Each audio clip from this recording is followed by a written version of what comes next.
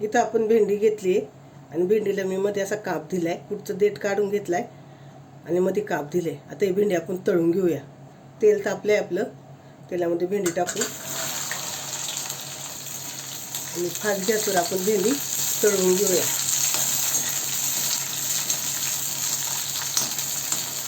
आपली भेंडी तळून झाली आहे. आता आपण काढून घेऊया. तेलने तळायचं, भेंडी काढून घ्यायची. तेल तापले, तेलामध्ये जिरं, कलौंजी, कांद्याची बी टाकलेत आपण, परतून घेऊ चांगलं. त्यामध्ये कांदा आपण परतून घेऊ. इथे कांदा आपला परतून झाले, त्यामध्ये आपण मसाले टाकूया. गरम मसाला, जिरा पावडर, आमचूर पावडर, धनिया पावडर, लाल तिखट, थोडेसे कलरसाठी काश्मीरी लाल मिरची पावडर, चवीनुसार मीठ. छान परतून घ्यायचे आपल्याला हे सगळं. थोडीशी हळद, त्यामध्ये आपण किसलेले टोमॅटो टाकूया, मिक्स करून घेऊ.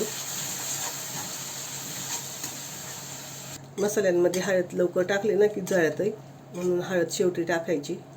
हळद जळाली का जरा वेगळा वास येतो मग भाजीला. आता हे आपण तेल सुटेपर्यंत चांगलं परतून घेऊ.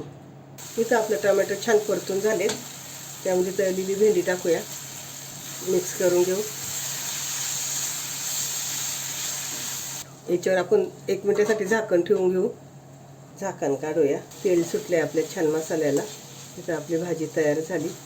भेंडी पण शिजली छान. गॅस बंद करूया. तुम्हाला पाहिजे त्याच्यावर तुम्ही कोथिंबीर टाकू शकता.